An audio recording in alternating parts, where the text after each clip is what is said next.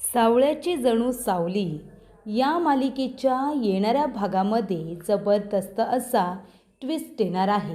तर प्रेक्षकांनो, इथे आता सावली पुण्यामध्ये परत आलेली आहे आणि तिने पुन्हा एकदा स्वतःची छाप सोडण्याचा निर्णय घेतलेला आहे. त्याच्यामध्ये प्रेक्षकांनो, इथे आता स्वर सावली गुरुकुल उद्घाटन सोहळ्यामध्ये इथे आता सावली आपल्या मधुर सुरांनी सर्वांचं स्वागत करणार असते.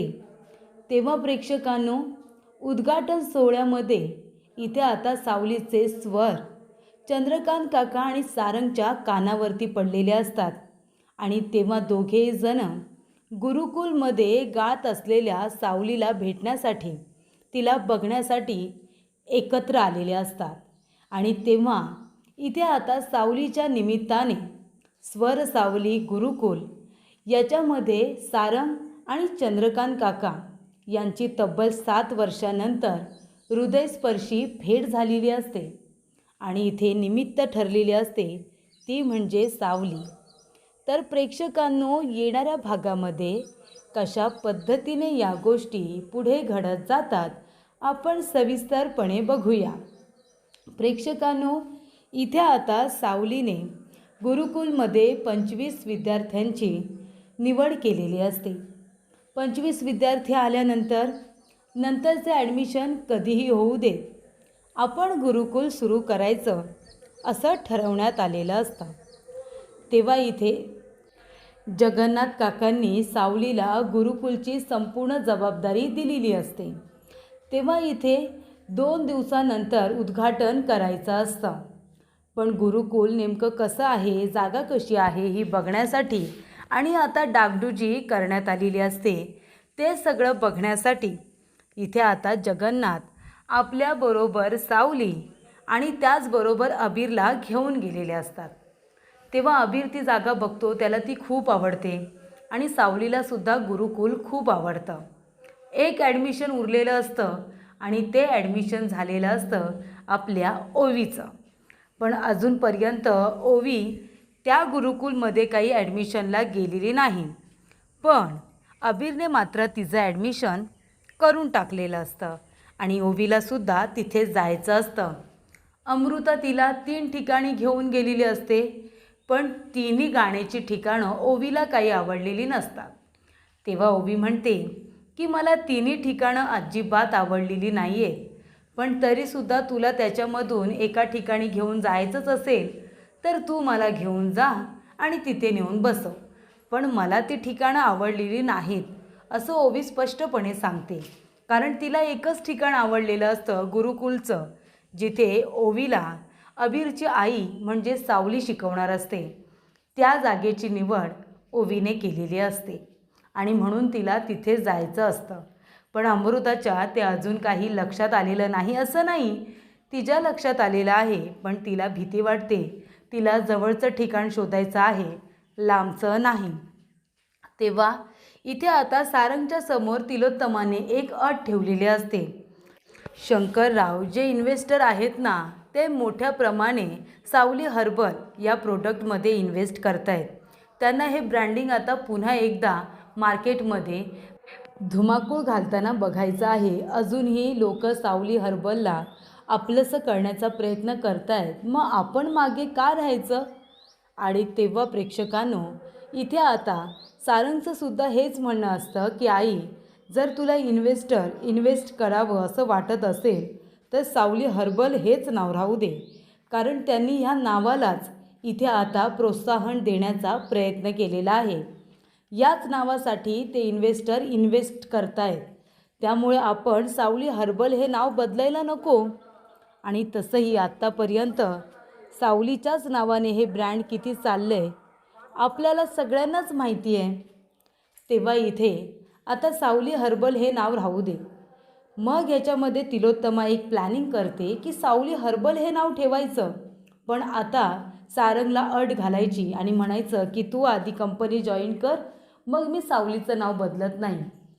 तेव्हा इथे सावलीसाठी तो किती इमोशनल आहे तिला बरोबर ठाऊक असतं. तेव्हा तो ऑफिसमध्ये येतो. शंकरराव म्हणतात की सारंग सर, प्लीज तुम्ही जरा तिलोत्तमा मॅडम यांना समजवा की मी इन्व्हेस्ट करायला तयार आहे, पण सावली हर्बल हेच नाव ठेवायला लागेल, दुसरं नाही.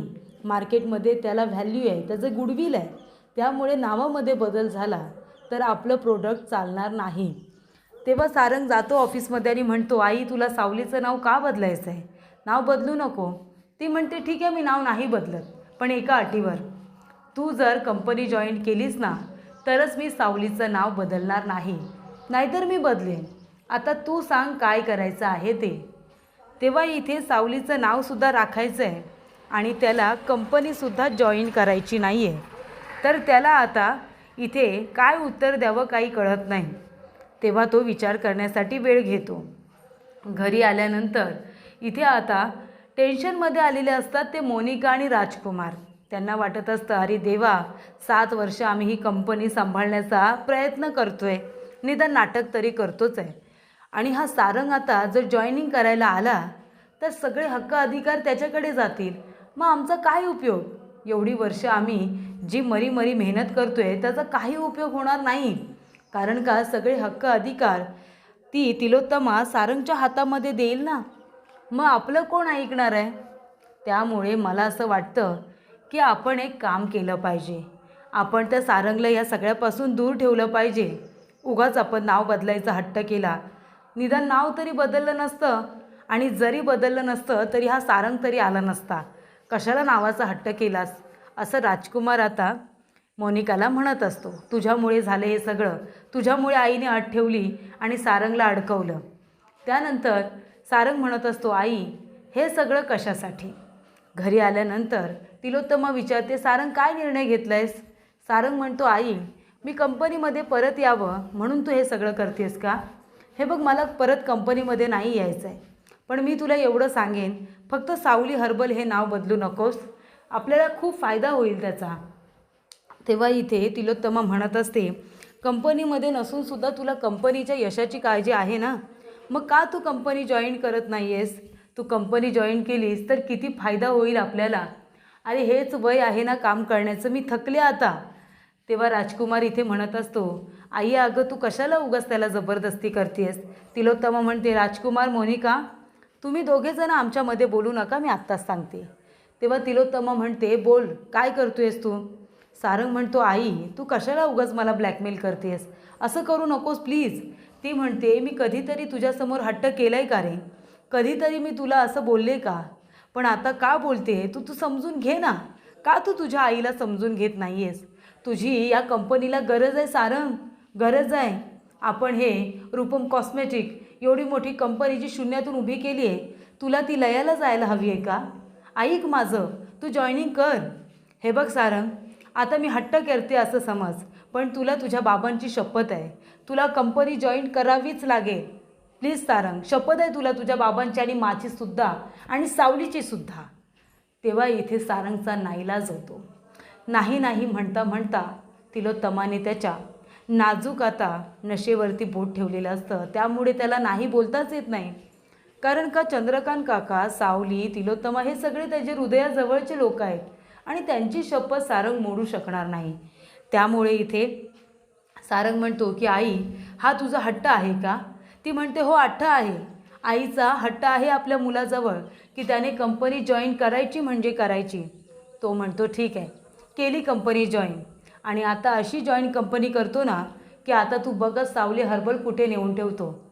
तर अशा रीतीने प्रेक्षकांनो, इथे आता राजकुमार आणि मोनिकाचा डाव तिलोत्तमाने उधळून लावलेला असतो. सावलीचं नाव बदलायचं आहे ना, सावलीच्या नावानेच तिने आता सारंगला कंपनीमध्ये परत आणलेलं असतं. आणि तेव्हा इथे वडिलांसाठी इमोशनल होऊन, सावलीसाठी इमोशनल होऊन सारंगने कंपनीमध्ये पुन्हा एकदा जॉईन होण्याचा निर्णय घेतलेला असतो. तेव्हा इथे सगळेजण खुश असतात, खूप जास्त हॅपी असतात. आणि त्यानंतर प्रेक्षकांनो प्रश्न असतो तो ओवीच्या ॲडमिशनचा. तेव्हा इथे अमृता म्हणते की ठीक आहे बाबा, तुला तिथेच ॲडमिशन हवं आहे ना, अबीरला सांग कॉल करून की तू तिथे जाणार म्हणून, फक्त गुरुकुलचा ॲड्रेस पाठवायला सांग आपल्याला. तेव्हा इथे गुरुकुल नक्की कुठे आहे तिथला ॲड्रेस वगैरे पाठवण्यात आलेला असतो. गुरुकुलमध्ये सोडायला इथे आता अमृता जाणार आणि आणायलासुद्धा अमृता जाणार, अशी परवानगी सारंगने सुद्धा दिलेली असते. त्यानंतर इथे सारंगने इन्व्हेस्टर शंकर यांना फोन केलेला असतो, बाकीच्या सर्व फॉर्मॅलिटीज कंप्लीट करून घेतलेल्या असतात आणि मग इथे नेहमीप्रमाणे सारंग आपल्या कामाला सुरुवात करतो. जेव्हा सावली गुरुकुलमध्ये गेलेली असते तेव्हा ती विचारते, बाबा उद्घाटन कधी करायचं? तेव्हा जगन्नाथ म्हणतो 2 दिवसानंतर करूया, चांगला मुहूर्त आहे. त्या चांगल्या मुहूर्तावरती आपण आता आपल्या गुरुकुलचा श्री गणेशा करूया. त्यानंतर इथे सावलीने सगळी छान अशी तयारी केलेली असते, गुरुकुल छान असं सजवलेलं असतं आणि तेव्हाच प्रेक्षकांनो गुरुकुल आता छान सजवलेलं आहे आणि आता कार्यक्रमाची सुरुवात होणार आहे. तेव्हा इथे सावलीच्या स्वरमधुर आवाजाने इथे आता सर्व आलेल्या पाहुण्यांचं स्वागत केलं जाणार असतं आणि तेव्हा इथे स्वर सावली गुरुकुलमध्ये त्याच्या उद्घाटनाच्या वेळी इथे सावली आता मधुर आवाजामध्ये गाणं गाते आणि तिचा तो मधुर आवाज आहे ना प्रेक्षकांनो ऑफिसला जाणाऱ्या सारंगच्या कानामध्ये गेलेला असतो. हा आवाज नेमका कुठून येतोय माईकवरती गाणाऱ्या सावलीचा आवाज सारंगपर्यंत पोचल्यानंतर बेड्यासारखा तो त्या आवाजाला शोधत यायला निघालेला असतो. महत्त्वाची गोष्ट म्हणजे चंद्रकांत काका एका ठिकाणी बसलेले असतात. चंद्रकांत काकांना सुद्धा सावलीचा तो आवाज जातो आणि काहीही न आठवत असणाऱ्या चंद्रकांत काका सरळ त्या आवाजाच्या दिशेने धावत सुटतात आणि त्या आवाजाला ऐकत ऐकत इथे आता चंद्रकांत काका आणि सारंग दोघेजण गुरुकुलजवळ पोचतात. 8 वर्षानंतर चंद्रकांत काका आणि इथे सारंगची भेट झालेली असते प्रेक्षकांनो, ती हृदयस्पर्शी भेट. तिथे सावलीचा तो स्वर मधुर आवाज आणि इथे सारंग आपल्या वडिलांना बघतोय, बाबा अशी हाक मारतोय, त्यांना मिठी मारतोय आणि तेव्हा इथे चंद्रकांत काका फक्त सारंगकडे बघतायत. तेव्हा इथे अशा रीतीने प्रेक्षकांनो सावलीच्या गुरुकुलसमोरच इथे आता चंद्रकांत काकांची सारंगची भेट झालेली असते. सर्व लोक मागे वळून ते आता हृदयस्पर्शी भेटीकडे बघत असतात आणि तेव्हा लक्ष जातं ते सावलीकडे. दोघेही बघतात ते सावलीकडे आणि अशा रीतीने तब्बल 8 वर्षानंतर हे त्रिकूट एकत्र दिसतं. इथे आता चंद्रकांत काका, सारंग, सावली सगळेजण आता एकत्र आलेले असतात, एकमेकांकडे बघत असतात. तर अशा रीतीने प्रेक्षकांनो स्वर सावली या आता गुरुकुलच्या उद्घाटनाच्या वेळीच सावलीच्या मधुर सुरांनी सारंग आणि चंद्रकांत हे दोघेजण एकत्र गुरुकुलमध्ये भेटत सावलीबरोबर त्यांची खूप सुंदर अशी अविस्मरणीय भेट ही झालेली असते.